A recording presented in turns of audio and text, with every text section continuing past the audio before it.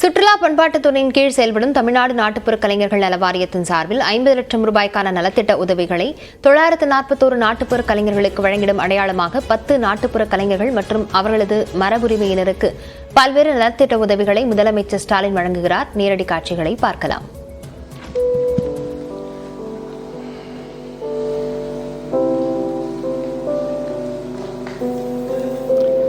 நாட்டுப்புற கலைஞர்கள் நல வாரிய தலைவர் அவர்கள் நன்றியுரை கூறுவார்கள்.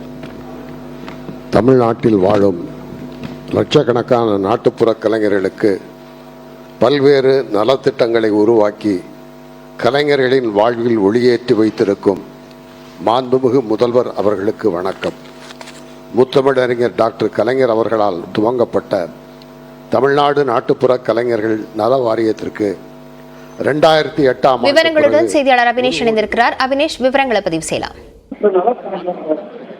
லாவண்யா, முதலமைச்சர் மு.க. ஸ்டாலின் இன்று தலைமைச் செயலகத்தில் சுற்றுலா பண்பாடு மற்றும் அறநிலையங்கள் துறையின் கீழ் செயல்படும் தமிழ்நாடு நாட்டுப்புற கலைஞர்கள் நல வாரியத்தின் சார்பில் 50 லட்சம் ரூபாய்க்கான நலத்திட்ட உதவிகளை 941 நாட்டுப்புற கலைஞர்களுக்கு வழங்கிடும் வகையில அடையாளமாக 10 நாட்டுப்புற கலைஞர்கள் மற்றும் அவர்களது மரபுரிமையினருக்கு கல்வி உதவித்தொகை, திருமண நிதியுதவி, அதே போல மூக்கு கண்ணாடி நிதியுதவி, இயற்கை மரணம் நிதியுதவி போன்ற பல்வேறு நலத்திட்ட உதவிகளை முதலமைச்சர் நேரடியாக வழங்கி வருகிறார். இதுல தமிழக அரசுடைய இயல் இசை நாடக தலைவர், முன்னாள் சட்டமன்ற உறுப்பினர் வாகை சந்திரசேகர், அதே போல அமைச்சர் சாமிநாதன், அதே போல தலைமைச் செயலாளர் சிவதாஸ் மீனா உள்ளிட்ட அதிகாரிகளும் இந்த நிகழ்ச்சியில கலந்து கொண்டாங்க.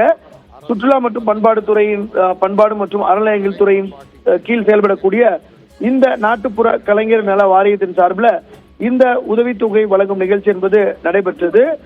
941 கலைஞர்களுக்கு 1 லட்சம் ரூபாய் மதிப்பீடுல இதுல அடையாளமாக முதலமைச்சர் மு.க. ஸ்டாலின் 10 நாட்டுப்புற கலைஞர்களுக்கு இந்த உதவித்தொகையினை வழங்கி இதை தொடங்கி வைத்தார்.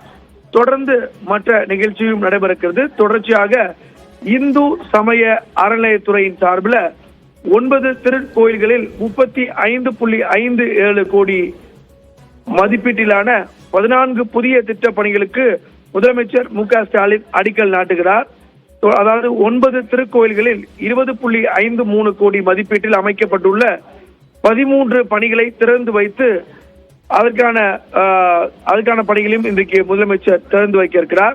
மிக முக்கியமாக கரூர் மாவட்டம் ஐயர்மலை அருள்மிகு ரத்னகிரீஸ்வரர் திருக்கோயிலில் 9.10 கோடி மதிப்பீட்டில் அமைக்கப்பட்டுள்ள கம்பிவட ஊர்தியினை பக்தர்களின் பயன்பாட்டிற்காக காணொலி காட்சி மூலம் திறந்து வைத்திருக்கிறார். அதாவது ரோப்கார்னு சொல்லக்கூடிய கரூர் மாவட்டத்துல ஐயர்மலை கோவில்ல ரத்னகிரீஸ்வரர் திருக்கோவில்ல 9.10 லட்சம் மதிப்பீட்டில் 9 கோடியே 10 லட்சம் மதிப்பீட்டில் ரோப்கார் வசதி என்பது ஏற்பாடு செய்யப்பட்டிருக்கிறது. அதை இன்றைக்கு முதலமைச்சர் மு.க. ஸ்டாலின் காணொலி காட்சி வாயிலாக திறந்து வைத்திருக்கிறார்.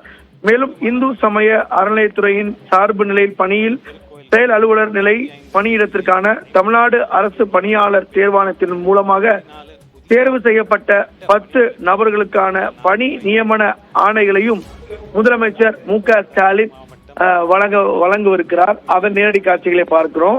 குறிப்பாக இந்த நிகழ்ச்சியில இந்து சமய அறநிலையங்கள் துறையினுடைய அமைச்சர் சேகர் பாபு, அதே போல தலைமைச் செயலாளர் சிவதாஸ் மீனா உள்ளிட்ட அரசு அதிகாரிகள் இதில் கலந்து கொண்டிருக்கிறாங்க. இந்து சமய அறநிலையத்துறையின் சார்பில் 3 நிகழ்ச்சிகள் நடைபெற இருக்கிறது. 3ஐயும் முதலமைச்சர் மு.க. ஸ்டாலின் தொடங்கி வைக்கிறார். அடிக்கல் நாட்டு நிகழ்ச்சி, அதே போல புதிய திட்டங்களுக்கான முடிவுற்ற பணிகளுக்கான பணிகளை திறந்து வைக்கிறார். 10 பணியாளர்களுக்கு பணி நியமன ஆணைகளையும் வழங்க வருகிறார். லாவண்யா, விவரங்களுக்கு நன்றி அபினேஷ்.